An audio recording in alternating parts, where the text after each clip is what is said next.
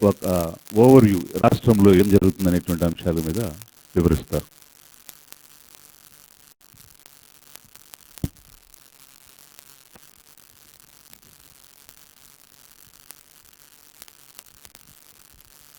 Honourable chief minister గారికి, honourable మినిస్టర్స్కి, madam సిఎస్కి, అలాగే ఈ సమావేశానికి వచ్చిన అందరికీ, రైతు సోదరులందరికీ నా హృదయపూర్వక నమస్కారము.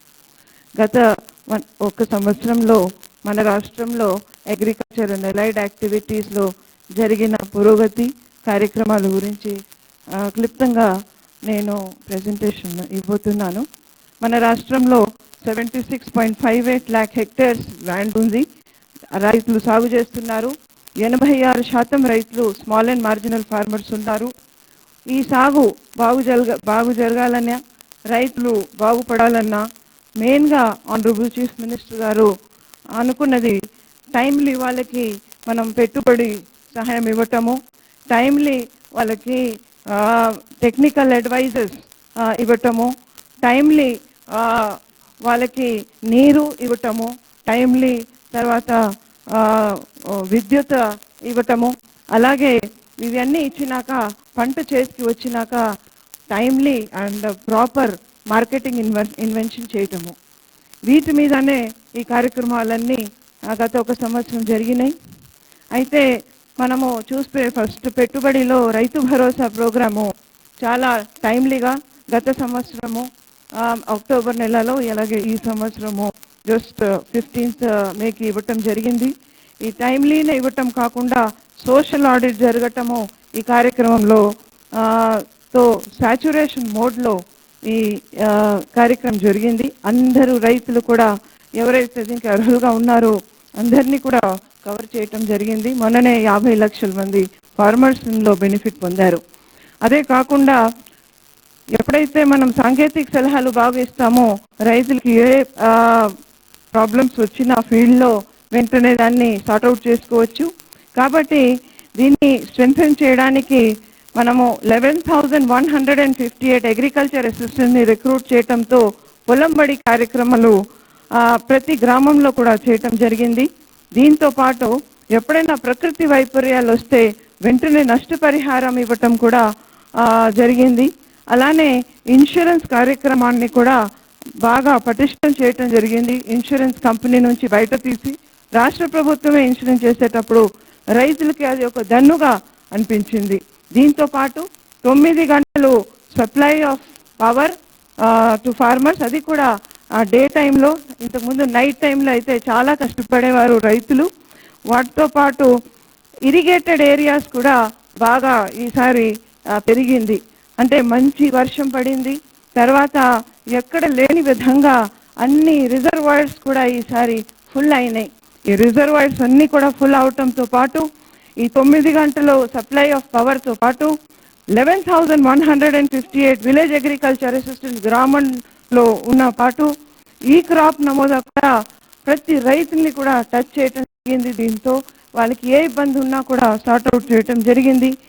ఈ అన్నీ చేయటం వల్ల ఏమైందంటే ఈ సంవత్సరము we're having a record production, అంటే decadal record production 172 lakh metric tons in only అగ్రికల్చర్లో రికార్డ్ ప్రొడక్షనే కాకుండా paddy, green gram, cotton and red గ్రామ్లో ప్రొడక్టివిటీ కూడా పెరిగింది.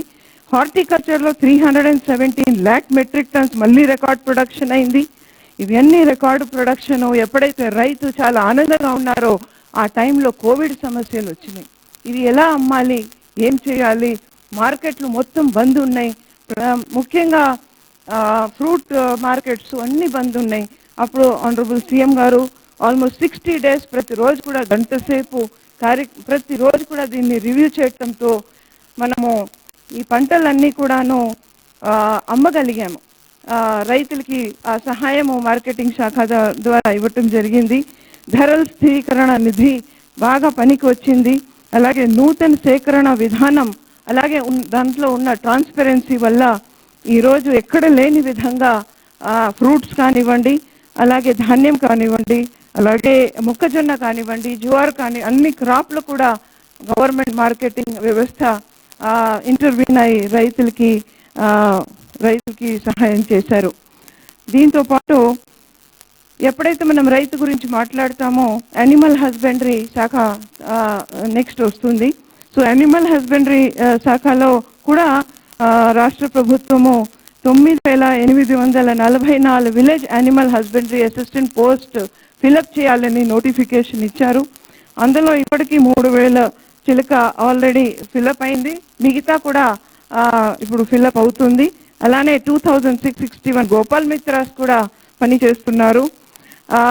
ఈ వీళ్ళందరూ కూడా రైతులకి అందుబాటు ఉండటంతో ఏమైందంటే ఈ సంవత్సరము గాలికంటు వ్యాధి నివారణ టీకాకరణలో మన రాష్ట్రము మొత్తం దేశంలోనే మొదటి స్థానంలో నిలిచింది. అండ్ పశు ఆరోగ్యం మీద కూడా ఆనరబుల్ చీఫ్ మినిస్టర్ గారు చాలా ఎంఫసిస్ ఇస్తున్నారు.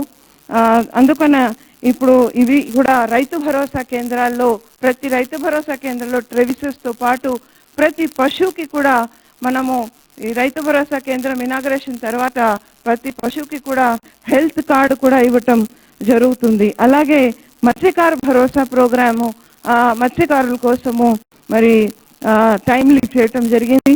అందులో 21 నవంబరు మళ్ళీ 6th మేకి కూడా ఈ కార్యక్రమం చేయటం జరిగింది. ఇది కూడా first time in the country మనము 4 రకాల కార్యక్రమాలు చాలా పటిష్టంగా అలాగే సోషల్ ఆడిట్ నిర్వహించి ప్రతి ఊరిలో కూడా కవర్ చేసి ఇవ్వటం జరిగింది. ఇవి అన్నీ ఒక ఎత్తు అయితే ఇప్పుడు మత్స్యకార భరోసాలో కూడా 760 ఫిషరీస్ అసిస్టెంట్స్ కూడా గ్రామాల్లో ఏర్పాటు చేయటం జరిగింది. దీంతో పాటు మనము ఇప్పుడు చూస్తే కోవిడ్ టైంలో ఇప్పుడు not only horticulture and agriculture అండి, ఈవెన్ మత్స్యకార కూడాను 43 lakh మెట్రిక్ టన్స్తో హైయెస్ట్ ప్రొడక్షన్. ఈ చేపలు ఎక్కడ అమ్మాలి, ఈ ప్రాన్ ఎక్కడ అమ్మాలి, వీటిని కూడా ప్రతిరోజు రివ్యూ చేస్తూ ఆనరబుల్ సీఎం గారి ఇంటర్వెన్షన్తో వారి వివిధ ముఖ్యమంత్రులతో మాట్లాడి అలాగే కేంద్రంతో మాట్లాడి మళ్ళీ ఎక్స్పోర్ట్ ఫెసిలిటీ ఏర్పాటు చేయడంతో పాటు రైతులకి కూడా ప్రాన్లో మరి ఒక మద్దతు ధర అని ఫస్ట్ టైం ప్రకటించడం జరిగింది. So we could save this industry during the Covid time. రాబోయే కాలంలో ఈ కార్యక్రమాలను ఇంకా పటిష్టంగా అమలు చేయాలని రైతులకి రైతు భరోసా కేంద్రం ప్రతి ఊరిలో పెట్టి అన్ని సేవలు ఒక చోట్లో చేయాలని దృఢ సంకల్పంతో ఆనరబుల్ చీఫ్ మినిస్టర్ గారు ఉన్నారు. త్వరలోనే ఈ 10,641 రైతు భరోసా కేంద్రాలు 30వ తేదీ ఈ నెల ఇనాగ్రేట్ చేయటం జరుగుతుంది. వీటన్నిటితో పాటు ప్రతి డిస్ట్రిక్ట్ లో కూడా జాయింట్ కలెక్టర్ రైతు భరోసా అని చెప్పి ఈ మధ్యలోనే అపాయింట్ చేశారు. So this is a very very effective step towards